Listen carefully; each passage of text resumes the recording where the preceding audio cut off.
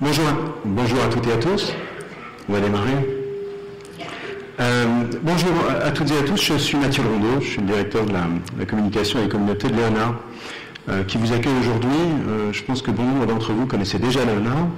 En un mot, un lieu qui est dédié tout à la fois à héberger les réflexions, les travaux des innovateurs du groupe Vinci, qui a créé ce lieu, et qui travaille à la transformation des métiers et des offres de ce groupe en matière, en particulier, de construction, de mobilité, d'énergie.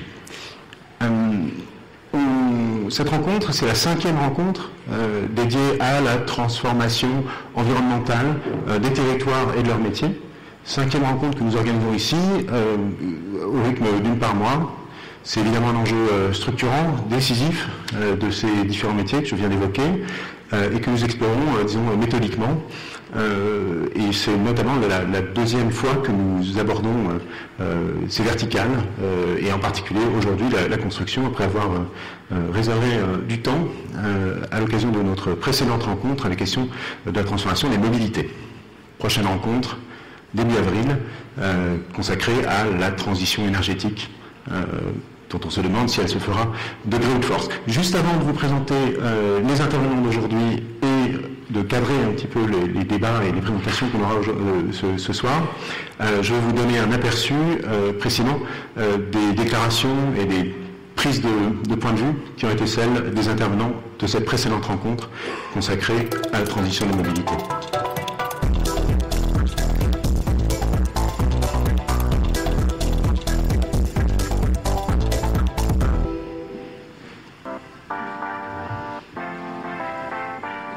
Il faut savoir qu'aujourd'hui, le transport est le premier émetteur de gaz à effet de serre au monde, en France. Si on regarde les émissions de CO2 en France, on constate qu'environ un tiers est lié au transport. Et surtout, c'est la seule part de nos émissions qui n'a pas diminué depuis 1990. Il y a un objectif qui est de réduire ces émissions à horizon 2050 de 90%. Pour atteindre nos objectifs climatiques, il nous faut passer de 135 millions de tonnes de CO2 émises actuellement jusqu'à 4 à l'horizon 2050, c'est-à-dire quasiment faire disparaître les émissions des transports. Alors on n'a pas la cible à 2050, on n'a pas les technologies aujourd'hui pour supprimer très rapidement toutes ces émissions. En revanche, il est absolument indispensable de démarrer cette réduction d'ores et déjà aujourd'hui, puisqu'on ne l'a pas réussi par le passé. Les solutions, elles sont multiples. On peut à la fois jouer, bien sûr, sur l'offre. C'est généralement ce qu'on dira le plus. Ça va être à la fois par créer de nouvelles offres plus décarbonées, ça va être par le développement des véhicules électriques, mais ça va être aussi de jouer sur la demande, sur les nouveaux usages. On va parler du covoiturage, du report modal, qui vont être des solutions qui vont permettre à des automobilistes, soit dans le cadre du covoiturage, de mutualiser certains flux, soit dans le cas du report modal. L'idée, c'est de dire qu'on va créer des pôles de consolidation en ville qui vont permettre à des automobilistes de garer leur voiture et ensuite de de rejoindre un autre mode de transport. Sachant qu'aussi sur les véhicules électriques, on parle de véhicules légers, alléger les véhicules, plutôt que faire des gros SUV électriques qui consomment plus. Non, absolument pas. Il y a aussi un engagement en fait sociétal à avoir, plus largement et pas que sur les transports. Changer ça, c'est une idée de consommation, changer les imaginaires qu'on peut avoir de la vie rêvée, de prendre l'avion pour partir à l'autre bout du monde. Parce que dès les années 70, 69, avec le Sondran, on disait déjà qu'il y avait un problème avec ces énergies-là et les gaz à effet de serre. Et cependant, il n'y a rien qu'à changer. Voilà, mobilité, construction aujourd'hui, énergie bientôt. On aborde donc ces différents sujets en séquence. Je vais juste prononcer un très bref mot d'introduction dont vous allez retrouver l'essentiel dans la note qui vous a été distribuée par la Fabrique de la Cité et dont Marie Baléo, l'auteur, a pris soin de la nourrir avec les éléments de contexte et de réflexion qui vont alimenter les discussions d'aujourd'hui. Donc, ce que je peux en dire, c'est que la construction et l'exploitation des bâtiments sont responsables d'une part significative des émissions de gaz à effet de serre et de la consommation d'énergie. Le bâtiment représente ainsi 44% des énergies consommées en France et le béton est fréquemment incriminé comme un des matériaux béton, matériau roi de la construction, fréquemment incriminé comme matériau particulièrement émissif ou émetteur de ces gaz. Donc rien d'étonnant de ce point de vue que cette idée de construction durable suscite des espoirs importants. Le sujet est très très actuel puisque l'entrée en vigueur de la future réglementation européenne énergétique RE 2020, donc réglementation énergétique 2020, qui sera applicable dès le début de l'année prochaine, viendra concrétiser des mois de réflexion sur la mise en place de nouvelles exigences en matière de consommation énergétique et, chose nouvelle, d'impact carbone de la construction. Pour évoquer donc ce sujet qui, vous allez voir, est extrêmement vaste et très loin de se résumer, mettons, par exemple, à la question des choix de matériaux, on a choisi, ou de rénovation énergétique, on a choisi donc de rapprocher à la fois un chercheur, une experte en construction durable, un architecte engagé dans la conception de bâtiments à faible impact et la représentante de l'un des grands donneurs d'ordre en France. Et enfin, notre partenaire, donc Benjamin Ting, qui présentera aujourd'hui le deuxième volet d'une étude que nous avons commandée ici à l'ANA sur les technologies climatiques, pourrait-on dire, les climate tech, et la façon dont elles peuvent contribuer précisément à réduire l'impact, la facture, l'empreinte carbone de la construction. Le point de départ de ces échanges, ce sera précisément les changements pratiques introduits par cette nouvelle réglementation. On parlera aussi des outils méthodologiques dont la filière doit se doter pour évaluer et réduire l'impact carbone des bâtiments en phase de construction autant qu'en phase d'exploitation. On ne pourra pas faire l'impasse sur les promesses des nouveaux matériaux à faible teneur en carbone, ni sur les perspectives ouvertes par des technologies émergentes pour réduire cet impact. Donc ça fait beaucoup de sujets en peu de temps. Traditionnellement, on essaye de faire tenir les interventions de nos invités en 1 heure avant de vous passer la parole pour des questions. Je vais donc m'effacer rapidement et donner la parole tout de suite donc à Armelle Langlois, à qui je vais proposer un micro déjà, et à qui j'ai proposé d'intervenir la première. Voilà.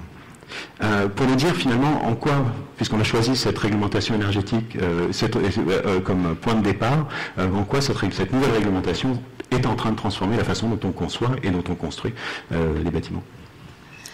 Merci Mathieu. Et je tiens particulièrement à te remercier pour ton lapsus, parce que je sais que c'est un lapsus, et qui est très révélateur de la marche que l'on doit franchir. Il s'agit d'une réglementation environnementale et non une réglementation énergétique.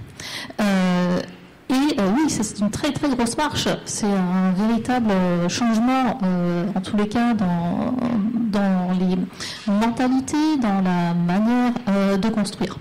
Alors, globalement, on va passer de la réglementation thermique de 2012, où on va compter en fait 5 usages réglementaires, à une réglementation environnementale, où on va évidemment continuer à compter de l'énergie, voilà, mais surtout, on va compter des émissions de gaz à effet de serre. Alors, les émissions de gaz à effet de serre, on les compte en équivalent carbone. Donc, quand on parlera de carbone par la suite, ça veut dire émissions de gaz à effet de serre. Voilà. Et pour faire ça, ce qui s'est passé, c'est que le gouvernement a souhaité mettre en place une expérimentation qui s'appelle E+, C-. Donc E+, pour énergie positive et C- pour réduction des émissions de gaz à effet de serre. Et c'était extrêmement intéressant, en fait, toute cette période, parce que ça nous a permis de construire, en fait, et de défricher ce qu'on allait nous demander. Et ça nous a permis aussi de créer tout un tas de données pour savoir où se cachaient les émissions de gaz à effet de serre dans le bâtiment. Voilà. Et nous, évidemment, en tant que constructeurs, on était persuadés, comme tout le monde, que ça allait être dans le béton. Voilà. Donc, les résultats, finalement, de l'expérimentation de plus c'est moi, les enseignements sont les suivants. On a 40% des émissions de gaz à effet de serre qui sont liées à l'usage de bâtiments sur 50 ans. Voilà. Bruno va revenir après sur les analyses de cycle de vie pour vous expliquer comment on fait. Et en fait, la part qu'on appelle construction représente 60% des émissions de gaz à effet de serre. Et quand on regarde là-dedans, en fait, c'est le choix des matériaux qu'on met en œuvre dans le bâtiment qui est le plus émissif. pour 56%. Ok ? Voilà. Donc, déjà, un bâtiment, c'est pas, ces émissions de gaz à effet de serre ne sont pas dues au fait que les gens l'utilisent mal ou ouvrent en permanence la fenêtre, en fait. Non, c'est dû au choix de conception pour les bâtiments neufs. Alors, pourquoi je suis repartie comme ça ? Parce que c'est le bouton, voilà. Non, je te laisse faire. Voilà.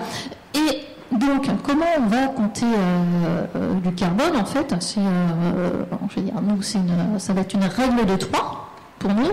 Donc, on va dire que on va prendre toutes nos quantités. Donc, on prend toutes les quantités de matériaux qu'on met en œuvre. On va multiplier ça par une donnée environnementale et on va diviser ça par une surface de plancher. Voilà, le calcul que l'on fait, c'est ça. Et ça, on va le faire sur tout ce qu'on va mettre en œuvre dans notre bâtiment.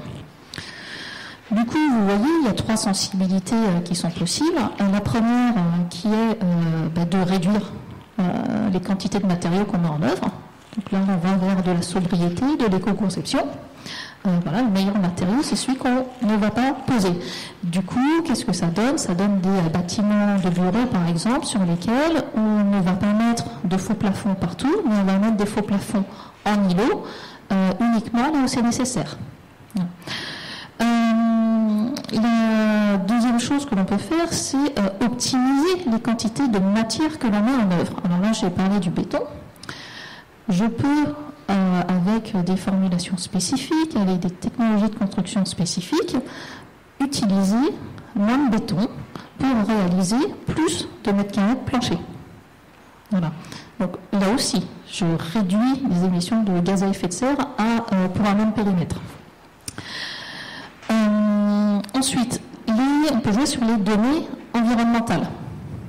Donc les données environnementales, il va falloir travailler sur les systèmes et les matériaux avec les différents fabricants, les différents fournisseurs pour regarder quels sont les matériaux, les systèmes les plus performants. Donc si je fais un focus sur les bétons, qu'est-ce que ça veut dire ? Ça veut dire que nous, on va développer des bétons d'ingénierie. On va essayer de substituer au ciment, donc qui est la part qui est la plus carbonée du béton, d'autres choses. Voilà. Donc, par exemple, ça va être du laitier activé. Voilà. Le laitier, en fait, c'est un déchet pour le moment. Donc, ça, qu'est-ce que ça va donner ? Ça va donner des bétons qui vont qui vont être peut-être moins émissifs que les bétons que l'on utilise de manière classique. Voilà. Et donc c'est comme ça qu'on parle de béton bas carbone, voire de béton ultra bas carbone, où on va substituer la majeure partie du ciment. Voilà. Et la dernière chose qu'on peut faire quand on joue sur les données environnementales, c'est avoir recours au réemploi. Pourquoi ? C'est parce que par convention, on va compter ça à 0 en termes d'émissions de gaz à effet de serre.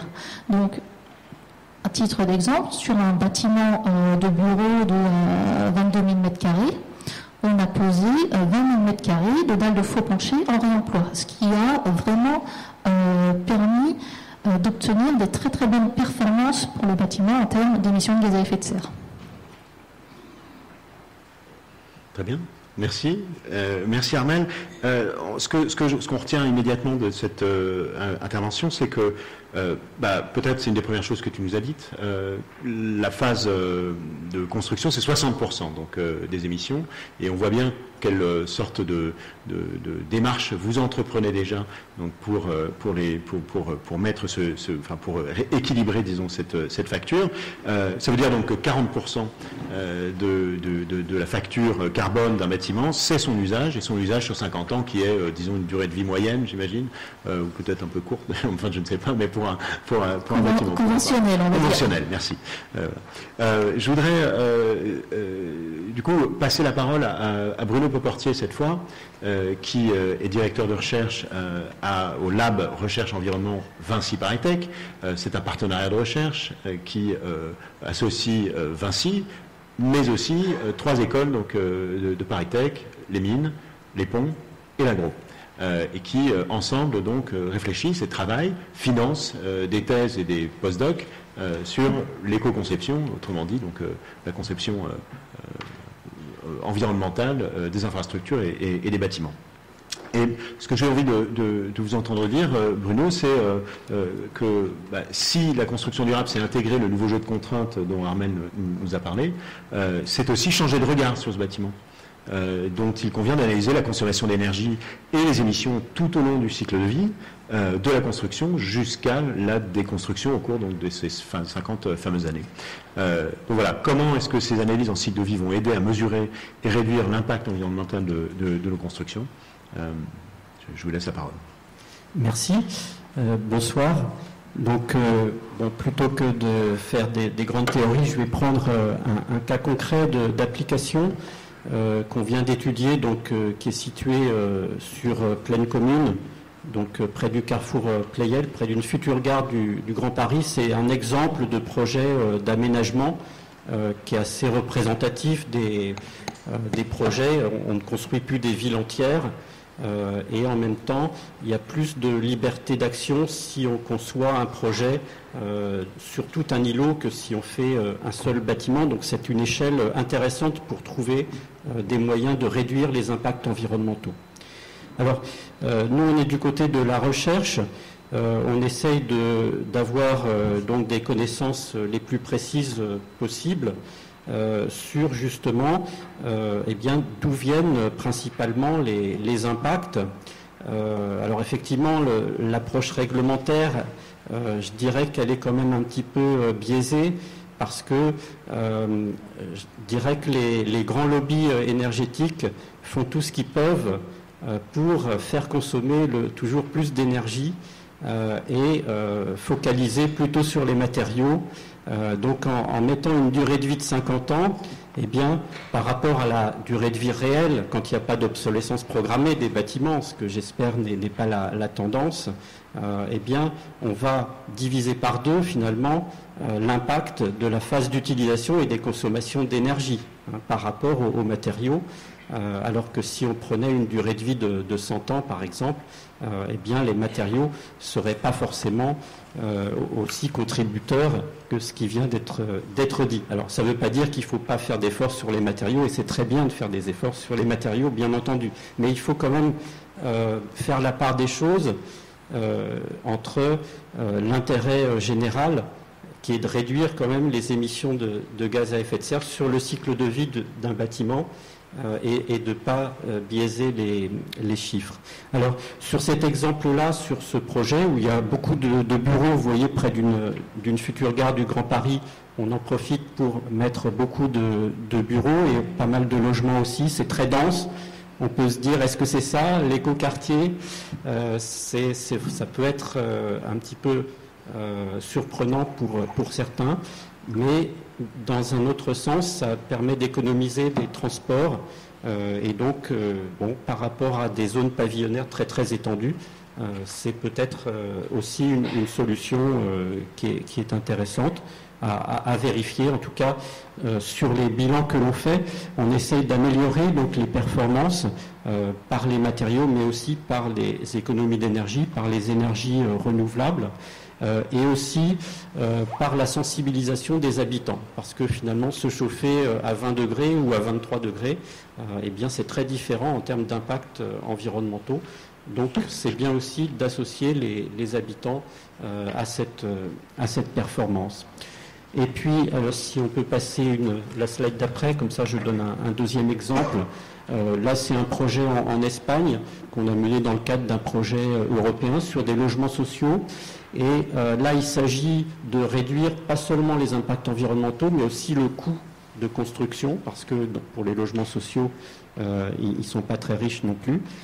Et donc, on essaye, par des algorithmes génétiques, d'optimiser le bâtiment. Alors, les gènes, ce n'est pas le gène des yeux bleus ou des cheveux bruns, c'est l'épaisseur d'isolation, c'est le type de vitrage, c'est tout un tas de paramètres techniques.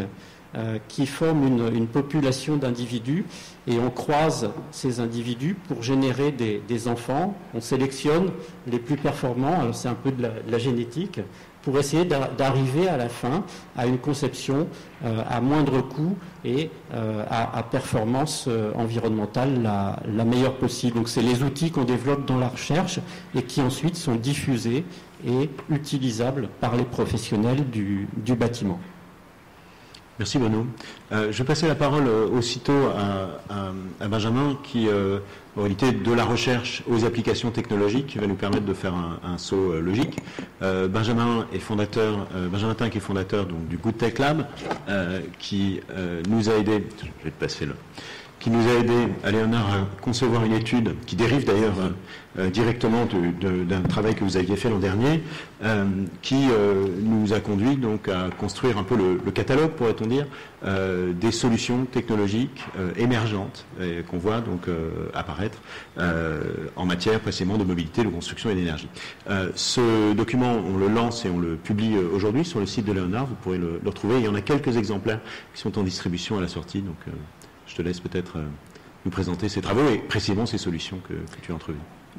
Merci Mathieu, bonsoir à tous. C'est un plaisir d'être avec vous ce soir.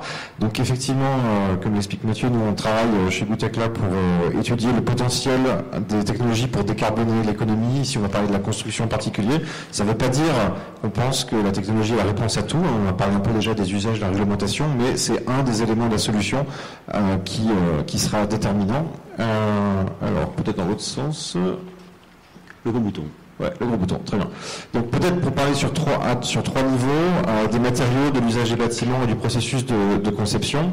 On a déjà parlé un petit peu à l'instant des bétons et des ciments. Je vais mettre un petit compteur pour ne pas dépasser mon timing. Donc comme ça a été dit juste avant, effectivement sur le béton, la partie qui émet le plus, c'est la production du ciment, et en fait plus spécifiquement d'un élément qu'on appelle le clinker, et essentiellement dû à l'usage de combustibles fossiles pour le produire et aussi du processus qui transforme le calcaire en chaud et qui émet beaucoup de CO2. Donc en fait le but c'est de remplacer le clinker dans ce matériau. Donc il y a tout un tas d'approches, mais on peut les classer en trois grandes catégories. Il y en a une qui consiste à diminuer la part de clinker dans le ciment en le remplaçant par des matériaux qui ont des propriétés similaires, typiquement effectivement les scories ou les laitiers de hauts fourneaux qui sont des sous-produits de la sidérurgie. Donc vous pouvez avoir des réductions de 60 à 70% à peu près des émissions sur ce type de matériaux. Il y a certaines entreprises qui rajoutent l'usage de CO2 capturé pour durcir le béton et qui arrivent à des résultats de matériaux à bilan carbone négatif, donc qui deviennent plus de carbone net, c'est encore un peu émergent. La limite de ce procédé, c'est que les sous-produits, notamment les laitiers, sont en quantité limitée. Ça dépend également de la géographie, si vous avez une industrie sidérurgique à proximité. Après, vous avez une autre approche qui consiste à remplacer totalement le ciment par un produit, un liant alternatif. Donc vous avez les géopolymères qui sont des polymères non organiques, vous avez les silicates de calcium dans lesquels vous allez utiliser du CO2 pour faire durcir le béton. Donc vous avez une entreprise américaine notamment qui s'appelle Solidia qui est en pointe sur ce sujet. Pareil, 60-70% à peu près comme taux de réduction. Et puis vous avez une dernière catégorie qui est aussi un peu émergente, qui est très très loin du ciment classique en termes de procédé, qui consiste à utiliser la biofabrication. Donc la biofabrication, c'est des biomatériaux, mais dans lesquels vous allez utiliser les processus biologiques pour faire pousser le matériau lui-même. Donc en l'occurrence, Biomason, ce qu'ils font, c'est qu'ils ont une solution aqueuse dans laquelle vous avez des micro-organismes, vous mettez des agrégats avec, et les micro-organismes vont solidifier le matériau et en fait former un bloc de béton qui va pousser comme un organisme vivant.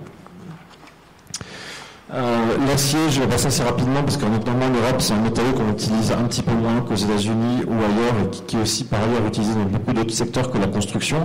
Mais là aussi, vous avez tout un tas d'entreprises et d'approches qui permettent de décarboner fortement ce matériau qui est à peu près qui est un peu plus émetteur d'ailleurs que le béton. Les deux, c'est à peu près 4-5% des émissions mondiales de gaz à effet de serre. Vous avez des procédés qui consistent à remplacer les énergies fossiles par de l'hydrogène dans les hauts fourneaux, à utiliser de la bioénergie ou d'autres carburants. ou d'autres carburants à base de carbone capturé, du syngas notamment. Et puis vous avez des procédés émergents à base d'une électrolyse d'oxyde de fer fondu. Alors ça fait un peu science-fiction, mais ça n'a rien à voir, vous n'avez même plus de hauts fourneaux. Et là vous avez un spin-off du MIT notamment qui travaille sur ce genre de procédé. Vous décarbonez totalement le processus d'aciérie. Un peu plus proche de nous, vous avez l'usage de matériaux recyclés, alors notamment pour citer ne serait-ce qu'un exemple dont on a pas mal parlé l'année dernière, si vous suivez un peu les activités du groupe Vinci, c'est la route 100% recyclée à partir d'enrobés totalement recyclés. Il y a eu 1 kilomètre de route qui a été déployé par Eurovia, et de manière très générale, 70% à peu près, c'est assez facile à faire, c'est économiquement rentable aujourd'hui. Et puis vous avez pas mal d'entreprises qui se lancent sur le sujet de comment on peut réutiliser du plastique pour faire des matériaux de construction. Alors après, il peut se poser une question, c'est est-ce que la matière plastique pourrait être réutilisée pour des usages à plus forte valeur ajoutée, ou est-ce qu'elle doit être dégradée en matériaux de construction? Donc ça dépend vraiment de quel est le flux plastique et de quel est le matériau sur lequel vous allez l'utiliser. Est-ce que c'est pour faire de la brique? Est-ce que c'est pour faire une route modulaire ou autre? Et sur les matériaux, un autre matériau dont on parle peut-être un petit peu moins, mais enfin on en parle, ça dépend où vous regardez, mais au niveau du bois, ce qui est intéressant, c'est que vous avez le bois lamellé croisé, qui grosso modo vous prenez des planches de bois et vous les croisez et vous en faites des cubes qui vont, des cubes ou des grands éléments, qui vont en fait avoir une propriété structurelle à peu près équivalente à celle du béton, mais avec des propriétés thermiques bien supérieures.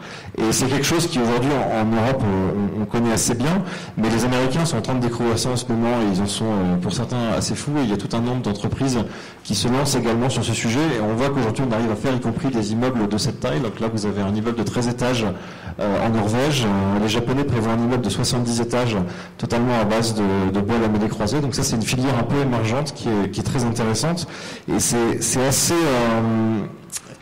assez en lien avec une autre tendance plutôt sur la partie de conception et de fabrication, donc, qui est le secteur de la préfabrication. Donc l'idée c'est de déplacer une partie du processus d'assemblage dans une usine et non pas sur le site de construction.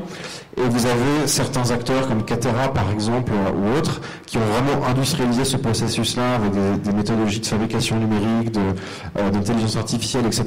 et qui vont s'appuyer sur ce procédé pour faire passer à l'échelle l'usage du bois lamellé croisé. Notamment par exemple ils ont des caméras qui vont identifier quelle est la surface des différentes planches et qui vont matcher les planches entre elles en fonction de leurs aspérités pour optimiser les propriétés structurelles du matériau. Donc c'est assez impressionnant. Je vais repartir en arrière. Non, c'est bon. Toujours sur cette partie processus d'assemblage, de fabrication, de construction. Pareil, un sujet également assez évident, mais la réutilisation du matériel de construction, à la fois sur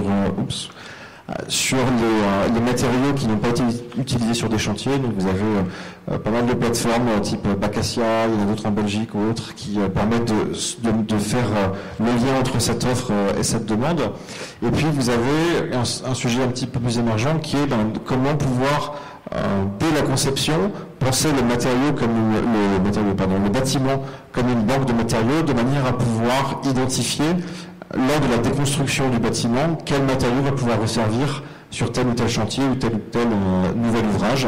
Donc vous avez par exemple une fondation néerlandaise qui s'appelle Madaster qui a développé un outil logiciel qui permet de faire ça et qui l'ont déjà mis en place sur certains projets pilotes, notamment avec par exemple la banque ING qui est en train de développer son nouveau siège avec ce système et dans lequel il répertorie, en lien avec le BIM d'ailleurs, la totalité des matériaux, des éléments qui composent le bâtiment en vue de le rendre entièrement circulaire.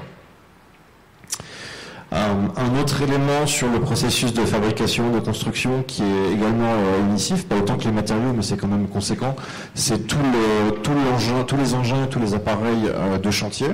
Aujourd'hui, la plupart des fabricants de matériel d'engins de chantier sont en train de développer des gammes électriques à batterie sur les appareils plutôt légers, pas les très gros, mais les modèles comme celui-ci par exemple. Donc Volvo, Caterpillar et Hitachi ont déjà développé des modèles. Sur les appareils de plus grande taille, les très gros excavateurs, les très grandes pelleteuses, etc. Et également sur l'alimentation des bases vies et de ce genre d'équipement sur site. Là par contre, les piles à combustible et l'hydrogène semblent plus adaptés au vu de la demande énergétique et la demande en densité énergétique que vous aurez besoin sur ce type d'appareil. Sur la dernière partie qui est plutôt sur le fonctionnement des bâtiments, tout ce qui est solution de bâtiments intelligents, de smart building, ça fait déjà quelques années qu'on en parle. Il y a des choses qui sont aujourd'hui de l'ordre du classique, le pilotage de l'éclairage, de la climatisation des bâtiments, etc. Ce qui est intéressant, c'est de voir un peu les étapes d'après. Donc il y en a une sur laquelle, notamment Vinci est en train de travailler avec le nouveau siège, l'Archipel, qui ouvre, je ne sais plus si c'est cette année, l'année prochaine, enfin sujet sensible, donc je n'en parle pas de la date d'ouverture, mais en tout cas qui va ouvrir bientôt. Et le but étant d'intégrer les différents silos de données que vous pouvez avoir sur la consommation d'énergie, la maintenance prédictive des équipements, la gestion des eaux, etc.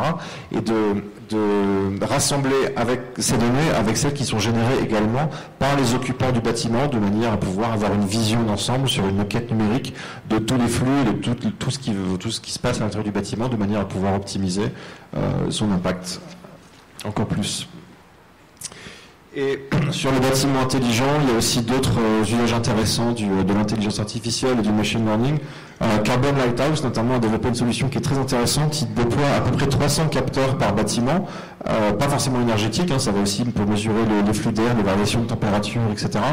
Et ils utilisent à la fois les données qui sont générées par ces 300 capteurs et leur historique de données sur tous leurs autres clients, sur à peu près 700 types d'équipements et de points de mesure différents, de manière à identifier à la fois de manière initiale, mais aussi sur la durée, donc chaque mois, chaque trimestre, etc., des nouvelles poches d'optimisation, d'efficacité énergétique, et les clients témoignent d'avoir économisé à peu près 20 à 30% sur ce type de solution.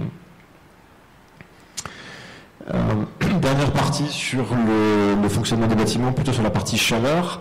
Là-dessus, on peut catégoriser en deux grandes parties. Encore une fois, j'ai dit deux, c'est pour résumer, mais une partie qui consiste à réutiliser la chaleur perdue ou chaleur fatale, on dit aussi comme ça en français.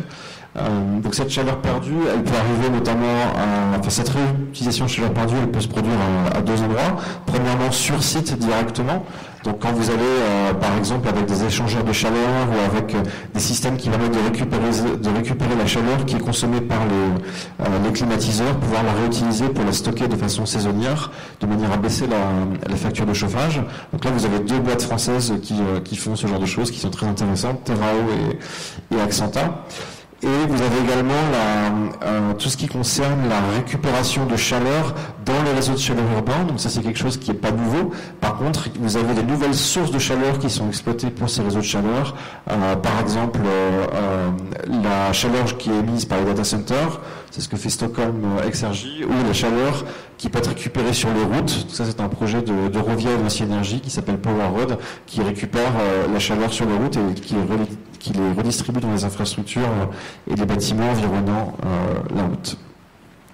Et dernier exemple sur la chaleur, la deuxième grande famille, c'est plutôt finalement tous les systèmes qui permettent d'améliorer la performance des pompes à chaleur, des unités de climatisation.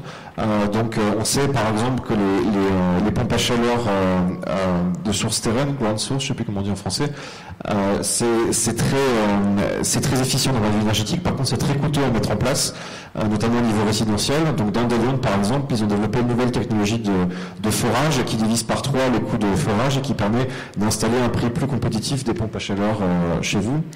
Et sur la partie climatisation, ça c'est un autre sujet, notamment avec la croissance et le développement des pays émergents, notamment au niveau de l'équateur et des tropiques où les températures sont très chaudes. Quand on sait que la consommation énergétique des climatiseurs est très importante, mais aussi, et ça on le sait moins, qu'il y a le gaz réfrigérant qu'on utilise depuis qu'on a résolu le problème de la couche d'ozone, donc les gaz HFC qui émettent qui ont un potentiel réchauffant qui est plusieurs milliers de fois supérieur à celui du CO2 et qui sont émis par ces climatiseurs. Il y a un besoin de designer des nouvelles méthodologies, des nouveaux modèles de climatiseurs. Donc il y a pas mal d'entreprises qui se lancent sur ce créneau-là avec des combinaisons de nouveaux matériaux, d'assemblage de procédés déjà connus. Il y a une compétition en cours qui s'appelle le Global Cooling Prize. Vous avez un certain nombre d'entreprises qui sont listées sur ce site. J'en ai listé quelques-unes, mais je ne rentre pas dans le détail parce que j'ai déjà plus que dépassé mon timing et je laisse les autres intervenants s'exprimer. Oui. Voilà. Merci beaucoup Benjamin. Encore une fois, Benjamin restera avec nous à la suite de l'échange, répondra à vos questions tout à l'heure, mais l'étude, vous avez de la chance, donc, est distribuée à la sortie et vous pouvez la retrouver sur le site de l'ANA. Juste avant de donner la parole aux deux autres intervenants qu'on a invités aujourd'hui, un architecte et une conceptrice, je voulais peut-être rebondir sur ce que tu viens de nous présenter. On voit bien le rôle et les perspectives qui semblent ouvertes par, les matériaux. On voit bien l'importance des choix énergétiques qui peuvent être faits tout au long du cycle de vie, du bâtiment. Il y a un aspect aussi très techno, très émergent, dont on parle beaucoup, qui serait celui, du generative design ou donc de l'utilisation de l'intelligence artificielle pour optimiser des choix de conception qui peuvent être faits. Et j'en parle parce que cette idée de generative design, elle est un peu au croisement d'une idée qui a été évoquée par Armel, c'est finalement les choix de forme, les choix techniques qu'on peut faire sur le chantier pour pouvoir limiter l'utilisation de matériaux. Et également, c'est en lien avec l'intervention de Bruno, qui nous a parlé finalement de ces analyses génétiques et de la façon dont elles pouvaient guider un certain nombre de choix. Est-ce que l'un et l'autre, vous avez déjà, Armel, Bruno et puis Benjamin bien sûr, des idées d'usage de la façon dont ces algorithmes peuvent être utilisés en faveur de ça? Alors, nous, on va essentiellement les utiliser en conception. En fait, on va développer tout un tas d'outils dans lesquels on va rentrer toutes les externalités en fait qui sont liées à nos choix. Voilà. Je pense particulièrement donc à un outil qu'on est en train de développer pour la réhabilitation. Où en fait on utilise donc tous ces algorithmes génétiques pour effectuer des choix de conception de façade. Et quand je dis des choix de conception de façade, donc c'est de façade rapportée sur des bâtiments existants. Et en fait, il y a tout un panel de solutions qui existent que l'on doit croiser avec les données du site, c'est-à-dire est-ce que j'ai de la place, est-ce que j'ai pas de place, est-ce que je peux mettre un échafaudage, est-ce que je peux mettre une gueule, etc. Et qu'on doit aussi croiser donc avec les performances qui sont attendues par nos clients. Mais moi je veux une performance, une performance biosourcée, moi je veux un bâtiment qui soit énergie positive, etc. Et en fait, c'est quand on rentre en fait tous ces paramètres, donc là l'outil qu'on développe, on va pouvoir avoir, en fait ce qu'on va faire, c'est qu'on va calculer toutes les solutions possibles, toutes les performances que l'on peut atteindre, et ensuite on va fixer des performances en fonction des choix, soit donc des impositions du site, soit des impositions du règlement de consultation, enfin du client. Okay. Et est-ce que ces algorithmes sont inspirés des travaux de la chaire, ou est-ce qu'il faut voir un pont entre... Exactement, en fait, cet outil-là, pour raconter l'histoire, ça vient d'une discussion que j'ai eue avec Bruno il y a 5 ans. D'accord. Quand on travaillait ensemble et on avait commencé à évoquer ce type d'outil.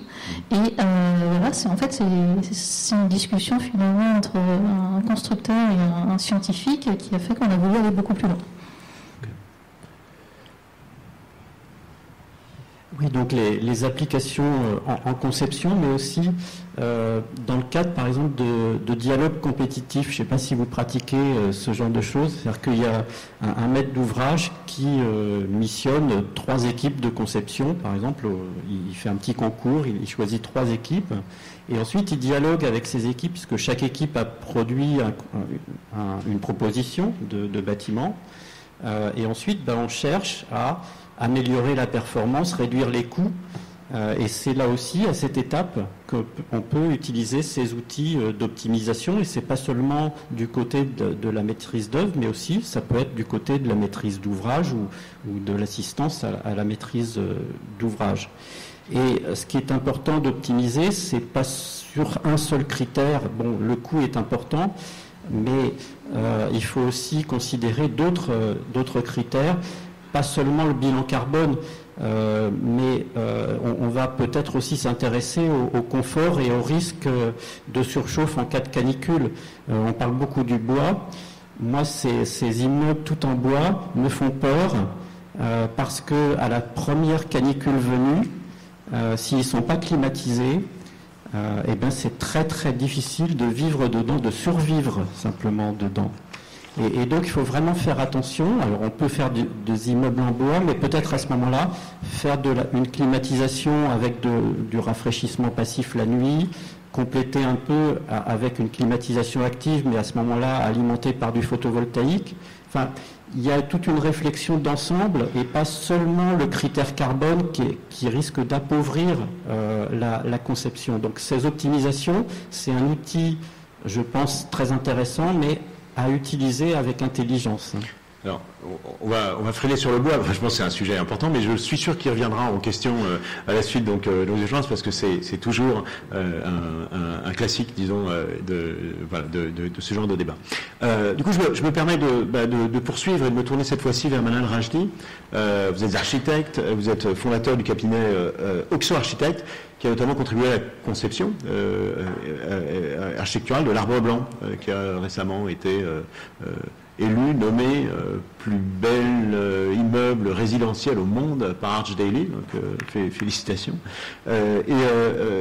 Manal, ce que j'avais envie de vous demander, c'est finalement comment, de votre expérience, comment les demandes de vos clients déjà évoluent, ou donneurs d'ordre, évoluent donc dans le sens d'une conception plus, disons, durable de vos bâtiments, et quel est votre rôle d'architecte, en fait, quel rôle de passeur ou d'interprète vous jouez, et au fond, comment ces demandes transforment un peu la façon dont vous travaillez habituellement. Merci pour l'invitation, en tout cas. Merci à tous. En tout cas, le travail d'un architecte, c'est surtout un regard sensible sur une situation, sur la vie de demain, comment on va habiter le monde de demain. On se projette plutôt sur des très très longues distances, pas que sur les problématiques d'aujourd'hui, mais les problématiques de demain aussi. Et effectivement, les 15 dernières années, moi j'ai remarqué ça parce que c'est quelque chose de très neuf, parce que c'est monté en puissance les 5 dernières années. C'est la préoccupation des villes, des donneurs d'ordre, des maîtres d'ouvrage, des équipes techniques, des concepteurs sur la problématique environnementale. Alors c'est génial parce que nous, ça fait 10-15 ans qu'on travaille sur ces sujets-là, sur comment faire en sorte que l'architecture soit un bâtiment qui soit vivant, qui soit à la fois inspiré de la nature, mais aussi qui ait un ADN. Alors j'entends le mot ADN depuis tout à l'heure, je trouve ça génial, parce que moi je suis pour qu'un bâtiment ait son ADN carbone et son ADN et sa carte qui permet de tracer depuis la construction jusqu'à sa fin de vie ses matériaux, ses usages et la manière dont on évolue. Alors l'intelligence artificielle va nous aider dans cette évolution-là pour permettre d'améliorer, d'être performant. Il n'y a aucun bâtiment qui est ultra performant au départ. Il apprend à devenir performant, et c'est ça aussi ce que va apporter l'intelligence artificielle.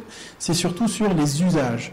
Il y a le carbone au moment de la construction, mais surtout l'usage fait que le bâtiment peut être performant à un certain moment ou déborder, et un mauvais usage permettrait justement de le faire dévier de sa trajectoire. Et cette recherche, ce travail qu'on a mené sur plusieurs bâtiments, je vais peut-être vous en montrer quelques-uns. Je ne sais pas comment je fais. On va passer directement. Ça, c'est le bâtiment dont on parle qui s'appelle l'Arbre Blanc à Montpellier. C'est des logements. C'est un bâtiment qu'on a conçu justement avec une réflexion sur qu'est-ce que l'écologie du Sud. Parce que toutes les réglementations sont souvent développées pour les pays du Nord. Celle du Sud est aussi importante. Et ici, l'idée, c'est de dire on va vivre dans une tour comme si on vivait dans une maison. C'est-à-dire qu'on peut sortir dehors. C'est un peu la révolution de se dire on va pouvoir habiter la façade de cette tour et on en fait quelque chose de vivant. Alors l'architecture c'est le sensible comme je disais, donc il y a la réglementation, mais on s'est rendu compte qu'en travaillant sur ces grandes terrasses, alors elles paraissent énormes mais parce que c'est 8 mètres de porte-à-faux, ça nous a permis de protéger la façade. Cette grande porte-à-faux qu'on a apportée avec ces grands balcons permettent de protéger la façade, ce qui fait que le soleil ne pénètre pas, ne rentre pas à l'intérieur, donc on n'a pas besoin de rafraîchir. Donc on fait une économie de 30% annuellement sur le rafraîchissement de ce bâtiment-là. Et ça permet aussi d'ouvrir 30% de plus les façades pour pouvoir avoir un rapport à l'extérieur qui est plus important. Donc on peut aussi, dans la conception dès le départ, prévoir et designer quelque chose qui va permettre une économie d'énergie et permettre aussi d'autres usages. Et c'est ça qui était intéressant avec un bâtiment comme ça. Et justement là, on a fait pas mal de simulations, à la fois de protection contre le vent. Ces grandes pétales permettaient de protéger le bâtiment du vent pour permettre de sortir dehors. Il faut savoir qu'une tour, c'est beaucoup de rapport au vent. Quand on arrive à la stabiliser, c'est un des éléments les plus impactants, c'est le vent dans une tour. Donc l'idée de se protéger du vent avec ces grandes terrasses permettait cette vie à l'extérieur. Donc c'est une conception dans une logique globale qui permettait aussi de créer ces espaces extérieurs. Ici, un bâtiment qui est à Jussieu. On est en train de travailler justement sur ce cluster. C'est un bâtiment qui va partir en chantier bientôt. Et ici, c'était tout le travail de comment insérer un bâtiment dans un environnement. Alors, l'environnement est très contraint et donc la manière dont le bâtiment s'insère, se tord pour venir se protéger à la fois au nord, dégager les façades des bâtiments en face pour leur donner plus de lumière et protéger sa façade sud, a donné une forme assez spécifique dans ce bâtiment-là. Et ça permet, grâce aussi à une rue intérieure, de permettre de mieux faire circuler l'air, de mieux rafraîchir le bâtiment. Donc, dès le départ, on crée une ADN de ce bâtiment-là qui permet lui-même de se rafraîchir, et c'est ça aussi qui permet de créer une architecture qui va être beaucoup plus performante sur le long terme. Et là-dessus, on travaille sur des bétons bas carbone, on travaille aussi sur un acier aussi bas carbone pour pouvoir atteindre cet objectif décarboné du bâtiment dans son ensemble. Puis on a un toit qui est végétalisé, un espace accessible pour pouvoir aussi ramener de la biodiversité. Ça fait aussi partie des combats qu'on mène dans nos bâtiments, c'est qu'on essaie de vraiment apporter une biodiversité. C'est un bâtiment qu'on a gagné en 2011 et ça a mis du temps à sortir. Là, parce que les finances ont été trouvées, donc on va pouvoir le construire. Mais l'idée, c'était quand même de faire profiter de cette vue et de ce rapport à Paris en plein Jussieu. Alors ça, c'est pas pour vous faire peur, mais c'est un bâtiment entièrement en bois, 80 000 mètres carrés. Alors c'est un cluster de santé, bureau, hôtel, qui se trouve à Arcueil. Et là, on a travaillé sur une logique d'apport et de stratégie biomimétique. On crée une sorte de montagne habitée, vous voyez tout en haut. C'est une sorte de continuité de la vallée de la Bièvre qui se transforme en une sorte d'hybridation entre architecture et nature, qui est cette montagne habitée, et entièrement construite en bois. Alors les espaces intérieurs sont ouverts sur des grands patios.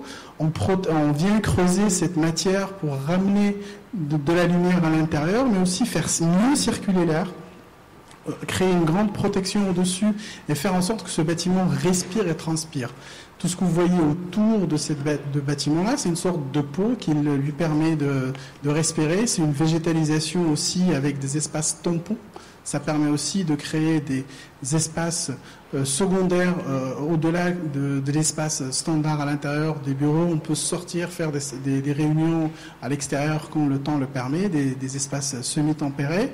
Et aussi faire en sorte que, comme des termitières, faire respirer le bâtiment dans son intérieur et faire en sorte que ça soit comme une sorte d'organisme vivant qui transpire quand il y en a besoin. Donc c'est une approche un peu à la fois énergétique, parce qu'on a 95% des énergies qui sont issues de la géothermie.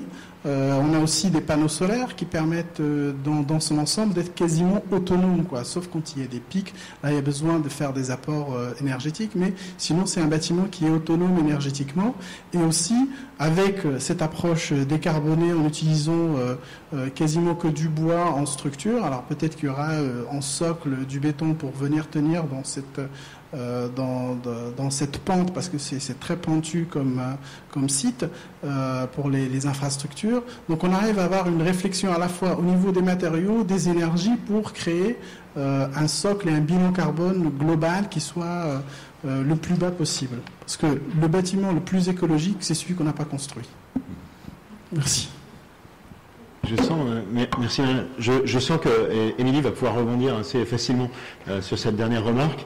Émilie Ergotte, à qui je donne la parole, je suis désolé en dernier, mais enfin qui est directrice déléguée en charge de l'environnement et du numérique chez AREP, qui est l'agence d'architecture et d'urbanisme de la SNCF. On peut le dire comme ça. Et vous avez pour actionnaires, mais aussi et surtout pour clients, un très très gros acteur, pas seulement de la construction, pas seulement de la rénovation, mais aussi de l'exploitation de grands ensembles bâtis. Et du coup, il me semble intéressant de vous entendre sur la façon dont vous abordez cette question de la construction durable. Oui, merci de m'inviter à participer ce soir. Donc en effet, je fais partie de AREP, qui est une filiale à 100% de SNCF Gare et Connexion. On travaille beaucoup pour la SNCF, mais pas que. Donc voilà, pourquoi est-ce qu'on est ici ce soir? Je crois qu'on partage tous la conviction de l'urgence d'agir pour respecter des objectifs d'émissions réduites et d'agir de manière significative. Et donc effectivement, nous chez AREP, on est donc en particulier concepteur, on est un atelier pluridisciplinaire de maîtrise d'œuvre. Et on a déjà bien en tête la conscience de l'impact du concepteur. Juste pour un petit calcul de coin de table, on estime qu'un concepteur maîtrise, au travers des mètres carrés qu'il contribue à produire, l'équivalent de 40 000 fois ses propres besoins. Voilà, donc si vous partagez avec moi la référence peut-être douteuse de Pacific Rim, vous pouvez imaginer que le concepteur est à la tête d'une sorte de Jaeger, qui déplace, qui correspond à 40 000 fois ses propres besoins. Voilà, donc effectivement, on essaye en tant que concepteur, on s'astreint à trouver la solution la plus frugale aux besoins qui est donné. Alors, effectivement, je rebondis avec plaisir, comme le suggère Mathieu. En fait, je repars de la question, la construction durable est-elle un mirage? Et alors, si on ne peut pas construire durable, on fait quoi? On ne construit plus, en fait? On s'arrête? Peut-être, voilà, peut-être. La première chose, c'est faire en sorte qu'on puisse faire plus avec ce que nous avons déjà. Donc ça, c'est un des champs d'expertise qu'on travaille beaucoup chez AREP, puisqu'on intervient quand même régulièrement sur des existants, des gares, le réseau de gares, il est quand même très largement construit aujourd'hui, mais il faut l'adapter à de nouveaux usages. Et donc, on a tout un champ de compétences qui nous permet d'ajuster au plus juste l'existant pour éviter justement de devoir reconstruire. Donc ça, c'est en particulier le travail sur les flux, qui est au cœur de la démarche de conception d'une gare. Et puis, ça s'appuie aussi sur l'usage des lieux.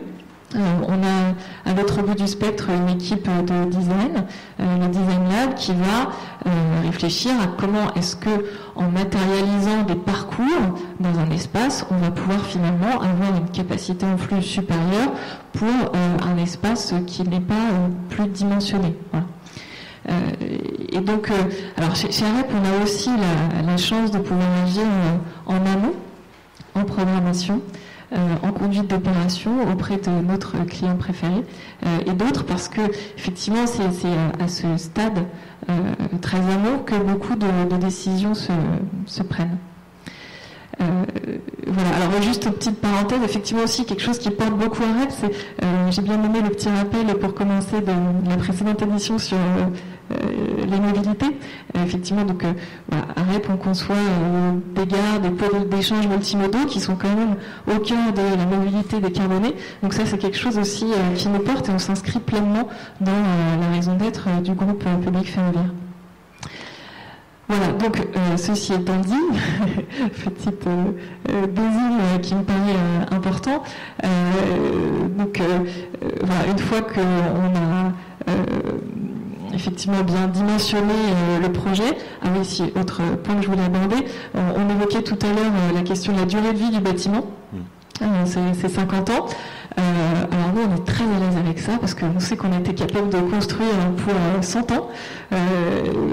Mais blague à part, en effet, la construction durable, c'est évidemment celle qui dure, hein, ça c'est un point important, c'est celle qui a duré et qu'on sera capable de faire durer. Et qu'on aura envie de faire durer parce que il y aura justement l'architecture, ce Vémoustas, qui donnera tout simplement envie de continuer à investir ce lieu.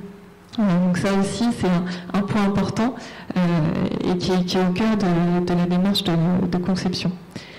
Voilà, donc bon, ceci étant dit, effectivement, donc Mathieu l'a rappelé, je suis en charge d'une direction qui s'appelle Environnement et Numérique.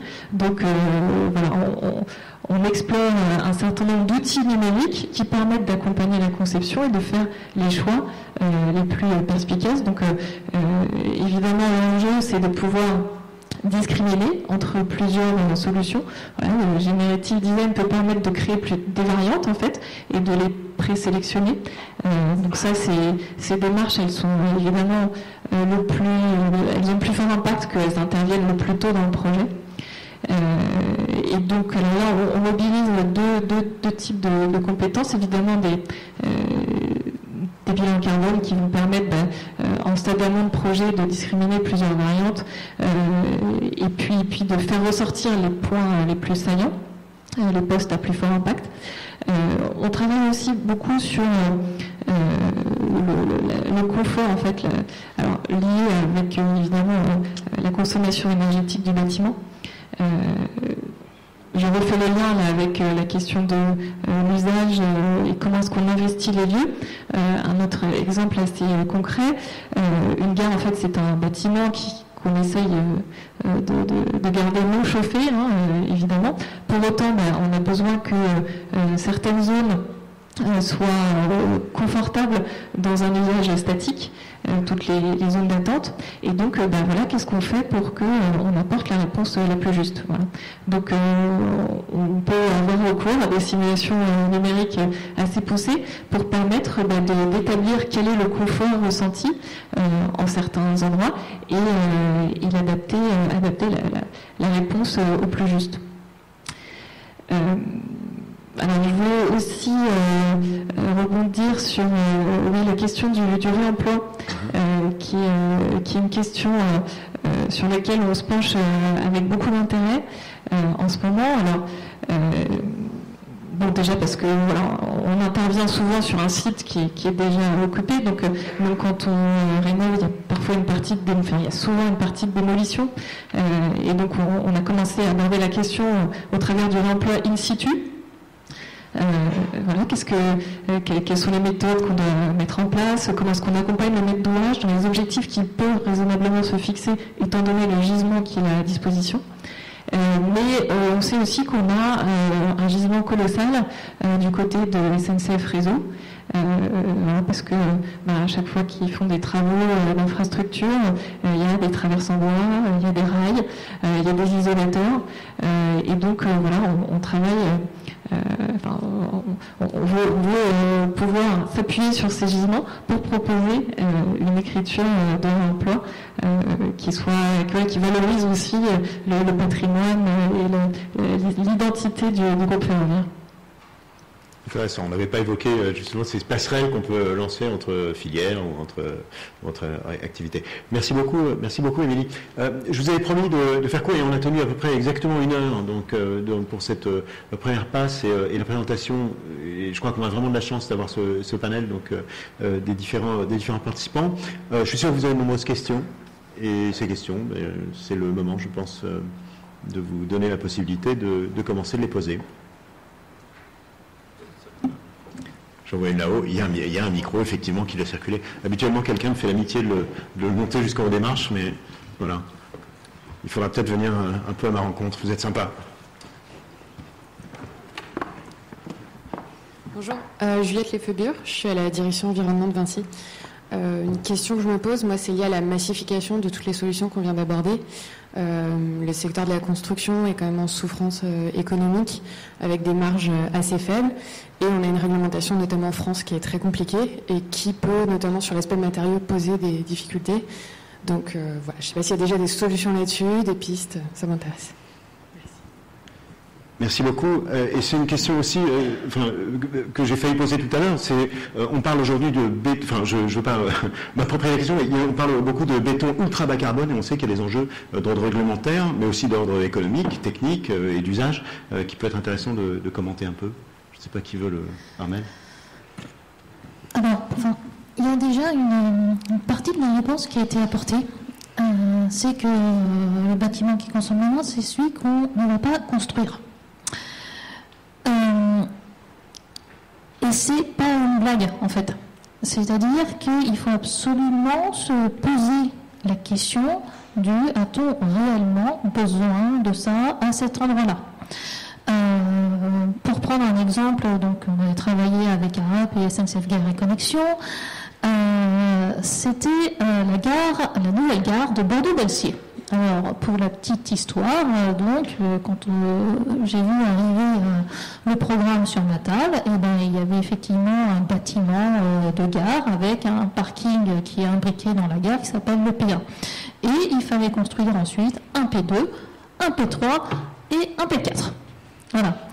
Et donc, je vous passe toute l'histoire, ça a duré 18 mois de dialogue, mais en fait, on est arrivé à une solution où on avait le P1, le P2 et une option sur le P3. Voilà.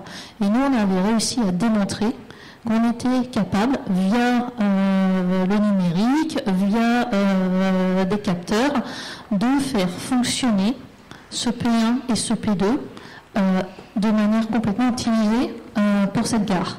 Donc là, assez clairement, voilà, c'était des bâtiments qu'on n'a pas construits. Et ça, je pense que c'est la première chose que l'on doit faire quand on réfléchit durable.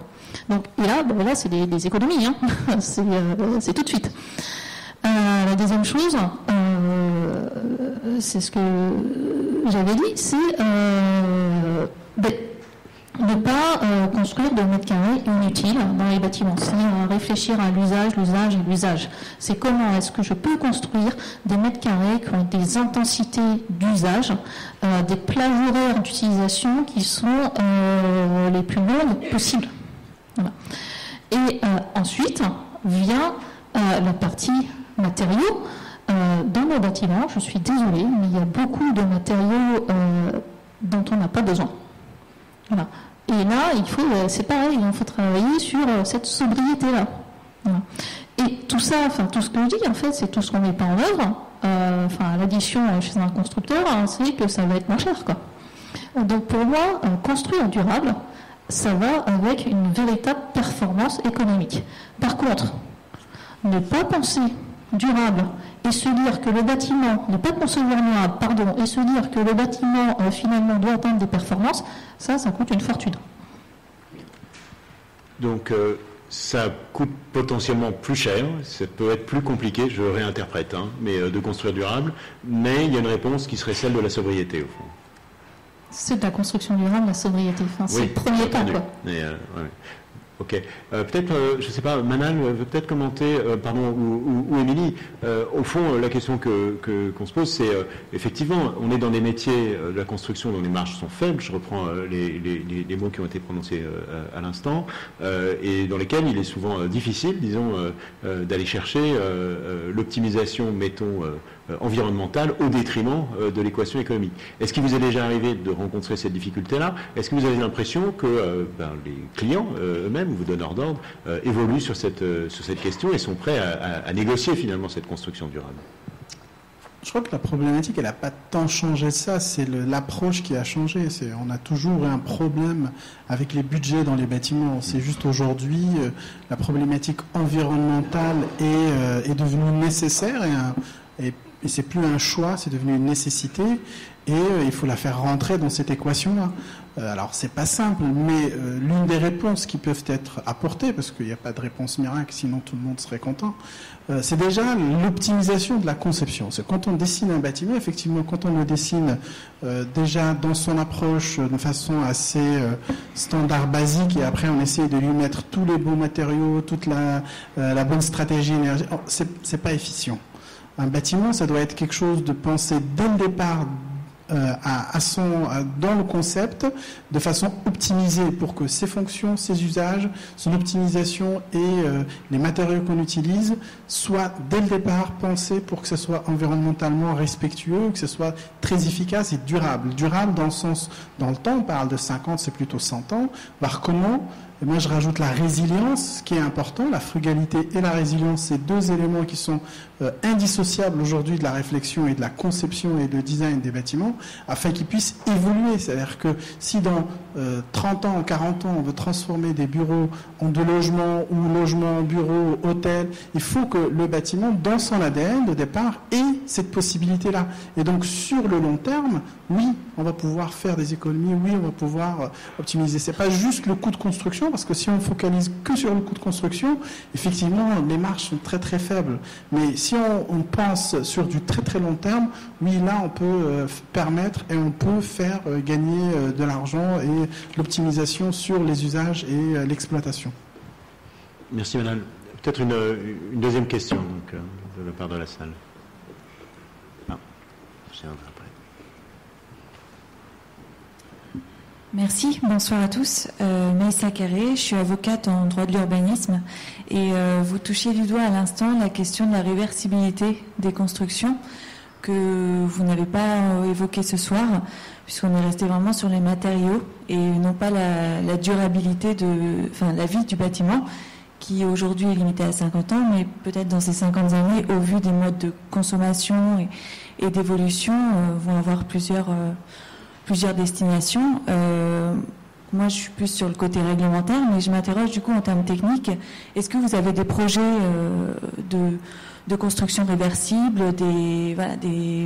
en termes techniques, comment est-ce que vous appréhendez ce besoin-là? Je réponds. Oui, en fait, on a évidemment les bâtiments sur lesquels on est en train de travailler. Tout de suite, comme je disais, on insère cet ADN de l'évolution et la capacité de transformer. Alors, d'un point de vue réglementaire, je sais que c'est pas simple. C'est des choses qui sont de copropriété. Il y a énormément de problématiques qui vont commencer et qui sont déjà ouvertes, mais c'est dans le bon sens, je pense, parce que il y a plusieurs choses. Il y a l'échelle de l'évolution, l'échelle de la mixité des usages, parce qu'aujourd'hui les bâtiments ne sont plus mono-utilisation, mais ils ont beaucoup plus d'utilisation. Vous n'avez qu'à voir cet espace-là. On insère beaucoup plus de programmation dans un seul bâtiment, et donc la capacité d'un bâtiment à pouvoir évoluer, c'est le glissement entre justement ces différents programmes. Et ça, c'est aussi une question de design dès le départ. On va pouvoir penser, dessiner à la fois des logements, des bureaux, un hôtel au même endroit. Et se dire aujourd'hui, peut-être que la finalité, c'est de faire des bureaux, mais dans 15, 20, 30 ans, il y a la possibilité de le transformer en logement. Et c'est possible. Il y a ça à faire, il y a quelques actions à mener. Et donc tout de suite, on pense le bâtiment dans différents usages, ce qui n'était pas le cas avant. Et donc cette capacité de faire évoluer les bâtiments, aussi, c'est leur donner une plus grande vie. La réutilisation des bâtiments, c'est ça aussi. La réutilisation des matériaux, c'est ça aussi. Et donc ça, c'est aussi, dès le départ, une option sur une empreinte carbone ou un bâtiment qu'on ne va pas détruire pour reconstruire. Donc c'est aussi l'efficacité dès le départ. Alors ça ne se sent pas peut-être, mais quand on l'a conçu bien comme il faut, l'impact carbone il sera bénéfique et beaucoup plus faible que si on devait redétruire à chaque fois. Un mot d'Armel, je crois, et d'Émilie, qui l'une et l'autre, je crois, ont sur la réversibilité des choses à lui dire. Oui, sur la réversibilité, en fait, ça fait quasiment 5 ans maintenant que les différents donneurs d'ordre nous demandent des bâtiments qui soient réversibles, et donc ils nous expliquent en fait les conditions de réversibilité. Et c'est vrai que d'un point de vue on va dire purement technique, technologique et réglementaire, c'est tout à fait possible. Voilà. Il y a, il n'y a pas de frein à partir du moment où on a une conception qui est vraiment dès le départ initiée pour que ce soit réversible. Donc là, c'est des bâtiments qui vont être livrés dans l'année. Et qui seront réversibles, bureaux, logements, bureaux, etc. Oui, je voulais apporter effectivement un petit complément. C'est au cœur en fait de la démarche d'AREP de faire vivre ce patrimoine de gare quand on s'adresse à SNCF Gare et Connexion. On est vraiment intimement persuadé qu'investir un peu plus dans la matière grise permet d'économiser des tonnes CO2 ou des kilowattheures précieux par la suite. Voilà, ça aussi pour apporter un petit bout de réponse par rapport à la question précédente. Alors, je vais donner juste un exemple. SNCF Gare et Connexion a en ce moment un projet qui s'appelle Millennium Gare, qui vise à redynamiser un certain nombre de petites gares dans un tissu urbain peu dense. L'idée, en fait, c'est de mettre à disposition l'espace que constitue la gare pour lui donner vie à de nouveaux usages. Donc voilà, je vais vérifier les chiffres. Là, c'est par exemple 60 000 m² d'espace disponible pour des usages en fait, qui participent à développer la vie économique locale. Donc voilà, c'est quelque chose qui est vraiment, je pense que au-delà de la technique, parce qu'effectivement, en effet, il est intéressant, par exemple, de penser des plans de logement qui puissent être facilement requalifiés en bureau ou inversement. Voilà. Au-delà de la solution technique, je pense qu'il y a aussi tout simplement avoir la volonté et prendre le temps d'explorer l'ensemble des alternatives disponibles pour tester l'inclusion de nouveaux programmes dans des espaces existants. Merci. Je crois que vous aviez, madame, une question, puis monsieur à la suite. Merci bien. Bonsoir, Raphaël Elio, je suis architecte de formation et j'enseigne la construction écologique depuis 20 ans, à peu près. Donc j'ai déjà croisé monsieur Peuportier à de nombreuses reprises il y a longtemps. Bonjour. Je voulais vous demander, j'ai aperçu dans les images, notamment des projets architecturaux qu'on a vu beaucoup de verre. Donc on a parlé du béton, du bilan carbone du béton, mais je m'interrogeais sur le bilan carbone du verre, qui est très très prisé pour la transparence, pour le gain solaire. Et il me semble que ça devient un vrai sujet, en fait, la quantité de verre qu'on utilise. Par rapport à ce même projet, du coup, je me demandais comment sont construits les balcons en porte-à-faux de 8 mètres de long. Est-ce que c'est du métal, du béton? Et waouh, c'est un peu impressionnant quand on le voit sur l'image. Donc comment ça tient? Question d'architecte. Je voulais savoir si éventuellement Vinci s'intéresserait à la terre crue un jour pour justement faire un vrai pas de côté par rapport à l'usage du béton, sachant que là, avec les chantiers du Grand Paris, donc il y a un laboratoire productif de terre crue qui s'est monté à Sevran et qui est destiné à diffuser ce matériau-là. Et en faisant une sorte de copier-coller assez simple du béton banché vers la terre crue, il y a le pisé qui n'est pas une grande changement de paradigme en termes de construction, mais qui aurait l'avantage, la terre crue, d'être vraiment un matériau complètement intéressant sur le plan écologique, parce que quand on améliore le bilan carbone du béton avec un clinker bas carbone, on ne résout pas le problème du sable, des graviers, de l'eau potable, des aciers, et donc de la non-recyclabilité du béton et de la nécessité, quand on construit des parois en béton, je ne parle pas des fondations, mais des parois, de leur rajouter un isolant, soit intérieur, soit extérieur. Voilà, vous connaissez le raisonnement.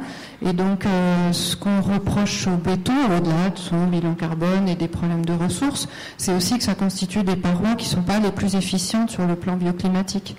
Donc, vers quoi on peut avancer pour une construction durable qui ne soit pas un mirage et qui prenne en compte le plus possible de conception bioclimatique, c'est-à-dire de réflexion aussi territoriale de quels sont les matériaux locaux, le climat local, et comment chacune des parois permet de garantir le confort intérieur. Dans cet ordre d'idées, il y a plusieurs projets rapides en construction paille, en région parisienne, qui se retrouvent à Rosny-sous-Bois, à l'île Saint-Denis notamment, obligés de se raccorder à des réseaux de chauffage urbain qui sont réputés plus efficients et donc inscrits dans les règlements d'urbanisme. Ça veut dire qu'au niveau du budget global du projet, on impose un raccordement au chauffage urbain avec toute la tuyauterie que ça suppose, au détriment du budget global qui devrait être affecté avec des bâtiments en fait tellement performants qu'ils n'ont pas besoin de ce chauffage.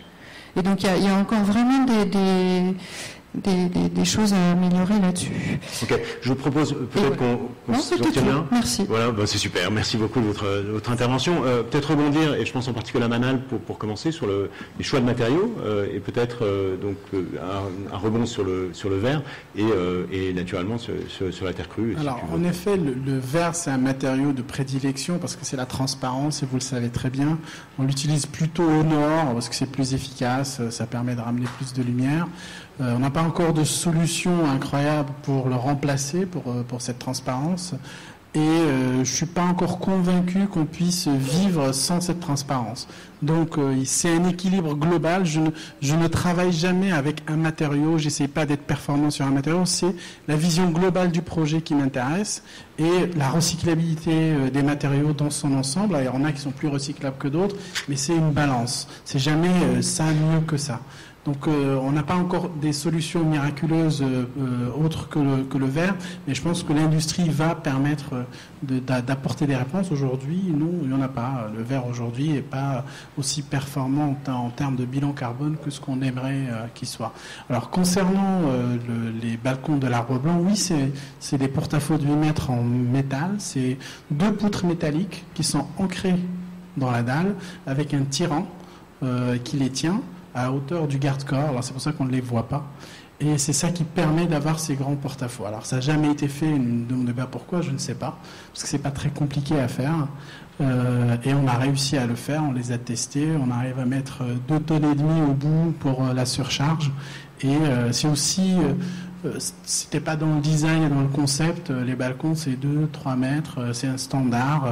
Nous on a voulu créer autre chose et c'est pour ça qu'on est allé vers cette performance-là qui nous a permis d'arriver à ces grands balcons ancrés dans la dalle. Et pour la terre crue, je vais laisser Vinci répondre.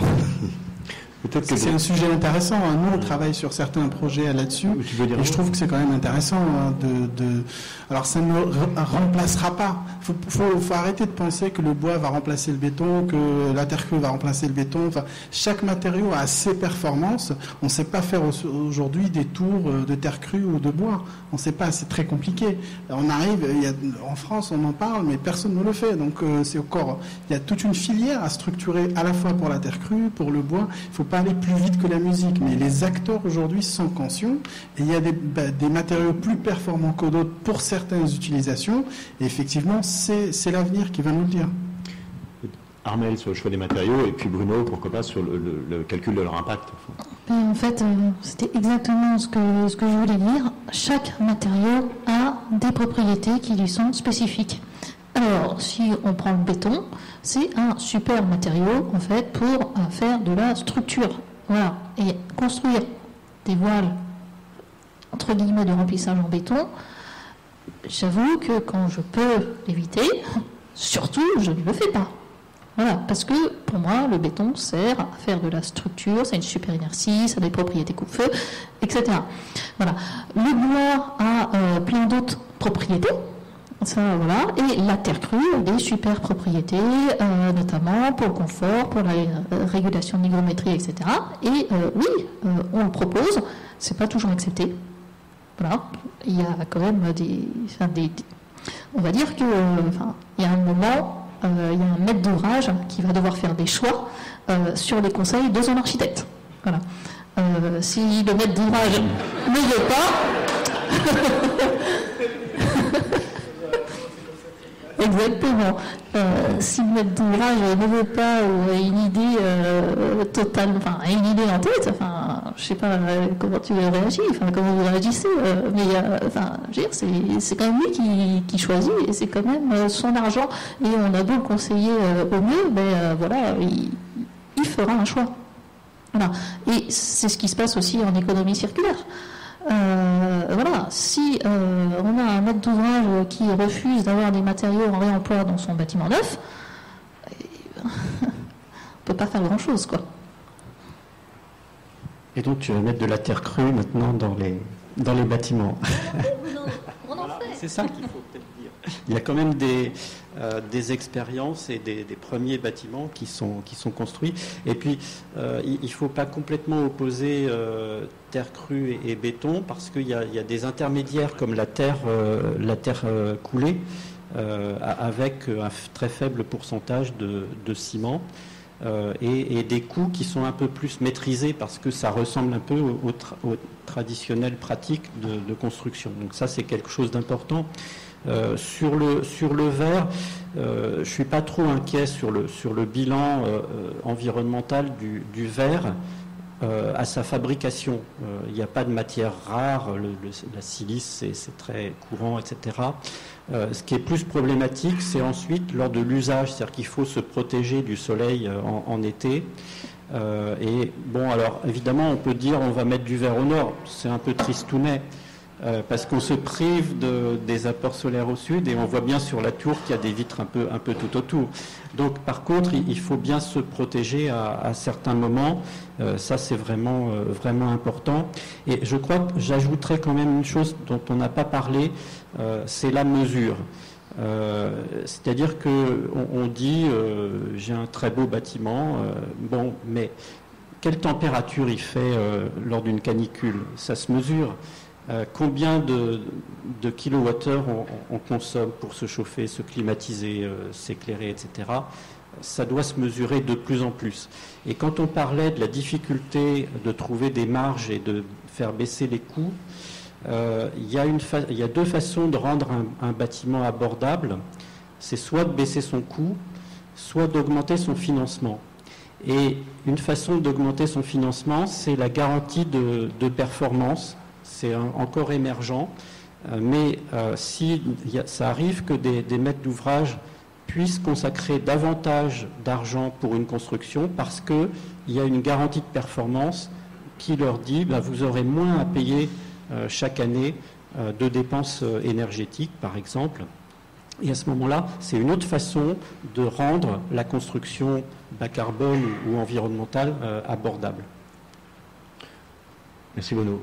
Émilie, tu voulais compléter? Pour rajouter un tout petit mot, alors pour avoir travaillé précédemment dans le champ des matériaux innovants, effectivement, je connais bien la difficulté qu'on peut avoir à essayer de travailler avec un matériau qui n'est couvert par aucune norme et aucun standard. Et donc évidemment, il y a un enjeu principalement d'assurance du maître d'ouvrage pour le bâtiment qui lui est livré. Après, le succès est à portée de main. Et alors, ce qui est assez fascinant, c'est que ça tient souvent à des personnes qui ont la volonté de poursuivre et qui ne lâchent rien et qui mettent justement la matière grise qui est nécessaire pour pousser le sujet jusqu'au bout et l'accompagner. Et donc, ça, je trouve que c'est souvent des aventures humaines extraordinaires. Merci. On a le temps, je pense, pour encore deux, trois questions peut-être.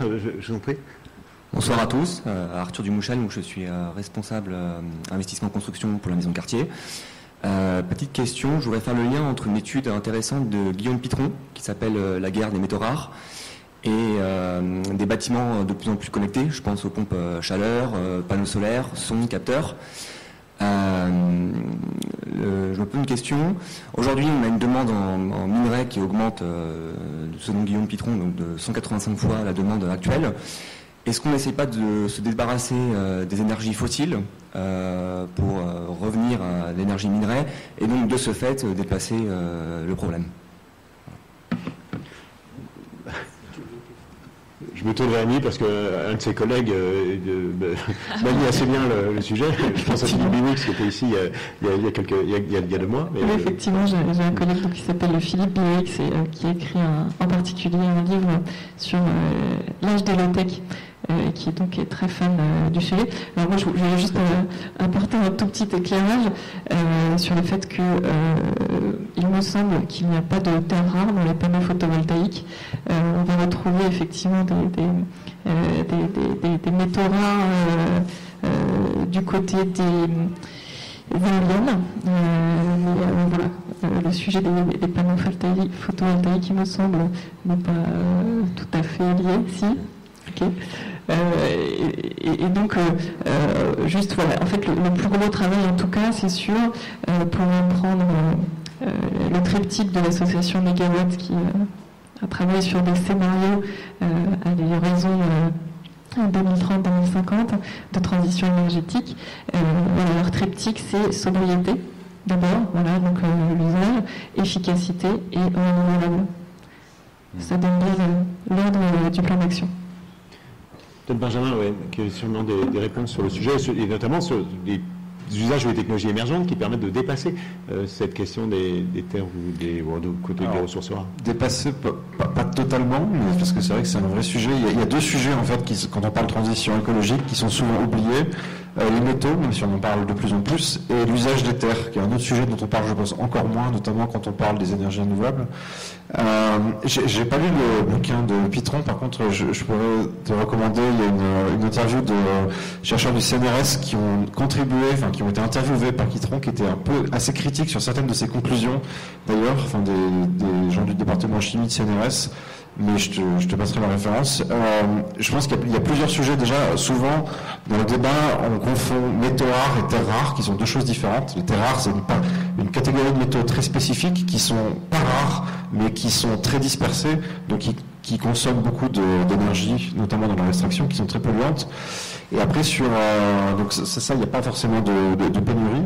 Sur les métaux, sur l'usage de ces terres rares et de certains d'autres métaux critiques, l'observation que faisaient ces chercheurs, c'est de dire il y a pas mal de technologies dans lesquelles on peut substituer certains métaux à d'autres. Et en fait, une part de la solution consiste à diversifier l'usage des métaux de manière à ne pas reposer uniquement sur le lithium, uniquement sur le cobalt, sur le nickel, etc.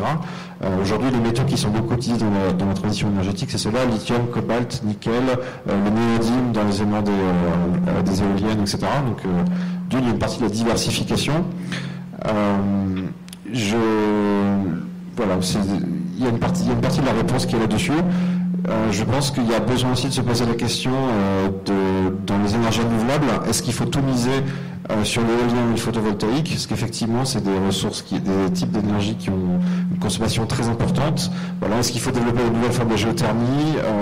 Comment se reposer sur le nucléaire qui a un usage de métaux qui est beaucoup plus faible par rapport à d'autres? Alors évidemment, ça pose d'autres types de débats dont on n'a pas le temps forcément de parler ce soir, mais je pense que la conclusion, c'est il n'y a pas une solution qui va répondre à tout, et certainement pas tout solaire, tout éolien, ou tout, etc.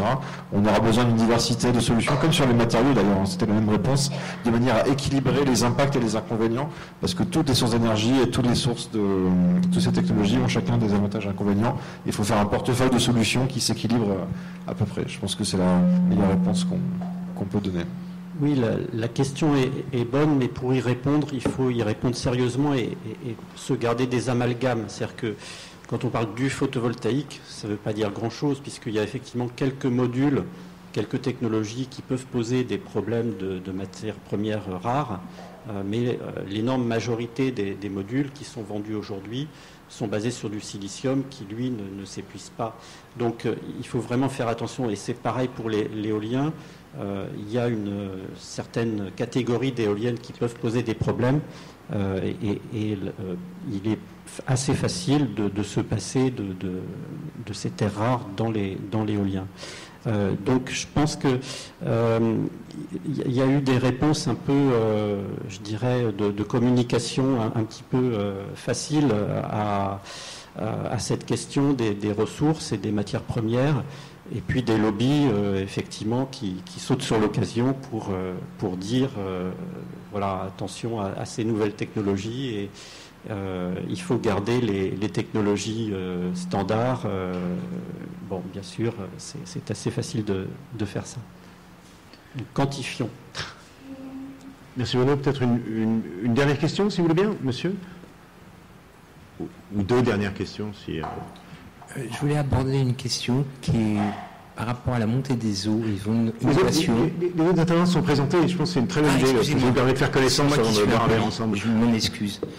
Patrick Damien, je travaille à France Télévisions sur la ville et ce que j'appelle la cité digitale et résiliente. J'ai traduit Smart City, non pas par ville intelligente, mais par ville futée et agile. Parce que je pense que le mot smart, je pense que l'humain, c'est la seule personne intelligente sur Terre, avec les animaux, bien sûr. Donc, je voulais dire, c'est la question aujourd'hui de la montée des eaux. Je suis passé près de Nanterre, dans un nouveau quartier. Ils sont à 100 mètres de la Seine. Ils ont mis, je crois que c'est un restaurant sur pilotis. Et ça n'a pas été abordé, cette question du pilotis. Je ne sais pas si c'est intégré ou pas dans les prochains projets ou pas. Moi, c'est une idée qui me traite dans la tête depuis. En fait, c'est l'idée qui est derrière tout ça, c'est avec quel scénario, en fait, doit-on concevoir les bâtiments. Voilà. Et c'est une question qui est extrêmement importante parce qu'on va prendre tout un tas d'hypothèses.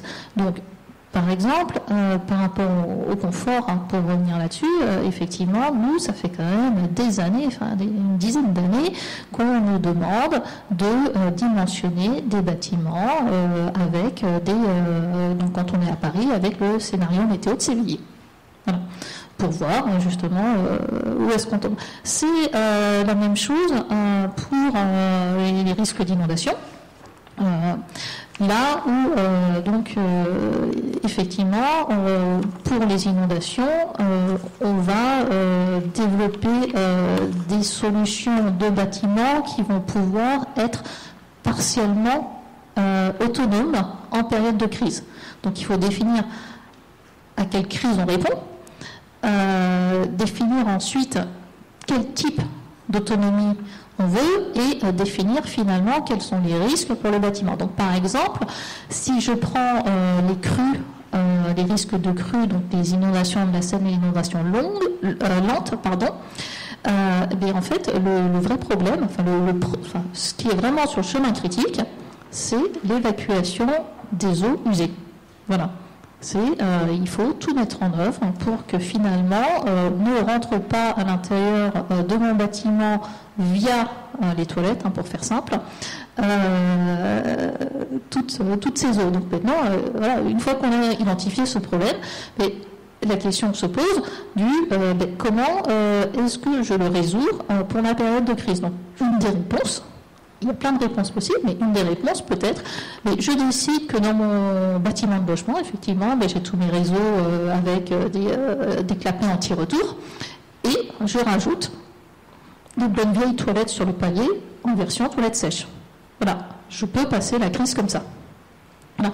Ensuite, je peux me poser la question, est-ce que pendant cette crise, j'ai besoin d'utiliser ma machine à laver le linge? Peut-être que la réponse est non et qu'il faut bloquer ça pendant la crise. Et donc ça nous permet en fait de définir en fait des scénarios d'utilisation, des scénarios de consommation des bâtiments en fonction des différentes crises. Et oui, la construction sur pilotis par rapport aux inondations, c'est une construction qui permet d'avoir une transparence par rapport à la crue, donc on va laisser la crue passer, quoi. Et on va se débrouiller pour avoir des programmations qui peuvent être stoppées pendant les périodes de crue. Mais je crois que la REP a beaucoup travaillé là-dessus aussi. Alors, c'est probable, j'avoue que je n'ai pas encore la connaissance de l'ensemble des projets d'AREP, mais je fais confiance à mes collègues concepteurs pour avoir envisagé la question lorsqu'elle se posait. Merci. Est-ce qu'il y a une dernière question? Là-haut, ouais. Non? Oui. Alors, je profite de ce instant. Pour ceux qui n'auraient pas eu la chance de pouvoir poser leurs questions, on reste ensemble si vous en êtes d'accord et si vous avez encore un moment pour boire un verre. On pourra échanger peut-être directement avec chacun des intervenants.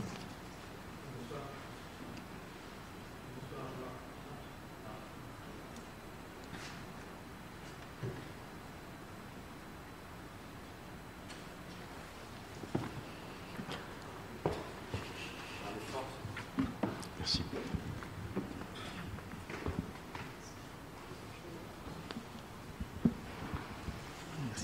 Bonsoir, Jean-Marc Provost, Arbonis, d'entreprise du bois de Vinci.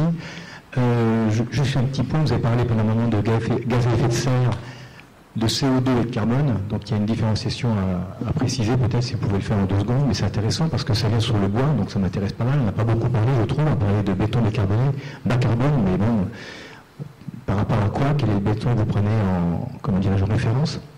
Et le bois, donc, que je rappelle, peut-être pas pour finir, mais pour le dire quand même, c'est un matériau qui va transformer du CO2 en carbone et libérer de l'oxygène, c'est quand même vachement intéressant, je trouve, et qui va fixer du carbone tout au long de sa vie et qu'on va pouvoir réutiliser derrière dans d'autres bâtiments. En tout cas, vous en avez parlé, et c'est un point qu'on souligne et qu'on essaie de mettre en avant, en tout cas chez Arbonis, et dans la construction bois. C'est une petite remarque, mais sinon, le côté carbone, gaz à effet de serre et CO2, c'est intéressant de le préciser si vous voulez. Merci. Clémence ? On peut laisser le chercheur parler ou je réponds? Qu'est-ce que tu...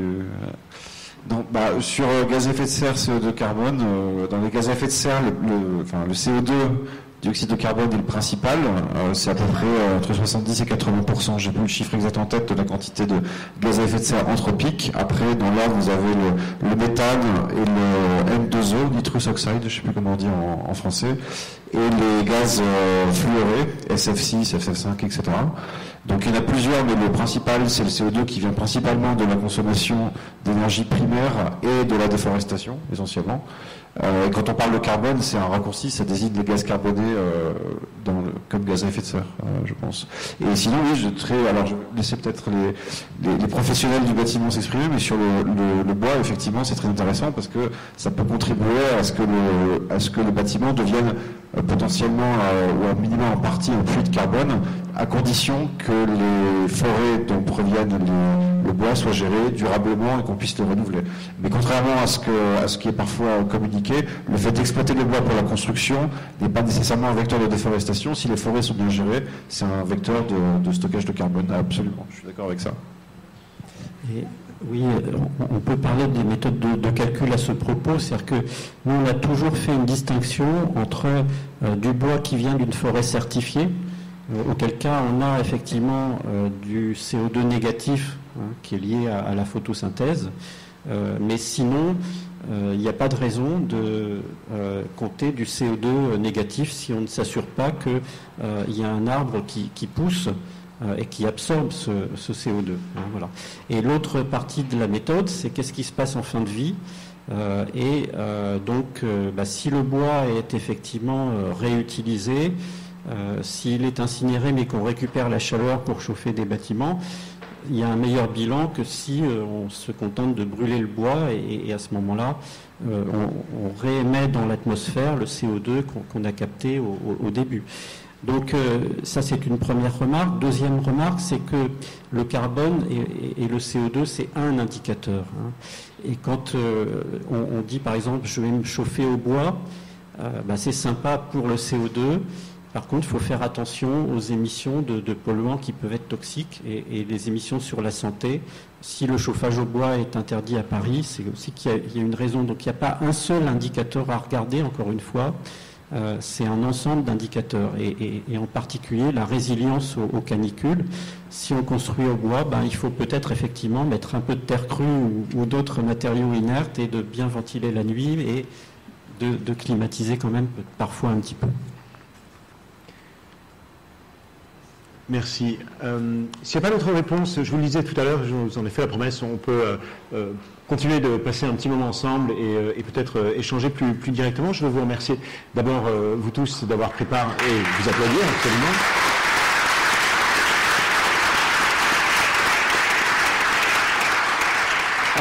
D'avoir pris part à ce panel. Vous remercier également donc d'être venus particulièrement nombreux, comme à chaque fois qu'on aborde ces questions justement de transition. Donc j'espère vous revoir à la prochaine itération de ce cycle qui aura lieu le 1er avril et où on se posera, je le disais en introduction, la question de comment est-ce qu'on ira vers la sobriété énergétique et on se demande si ce sera à degré ou de force.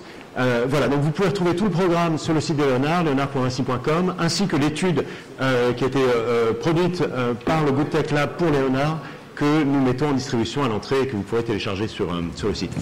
À très bientôt.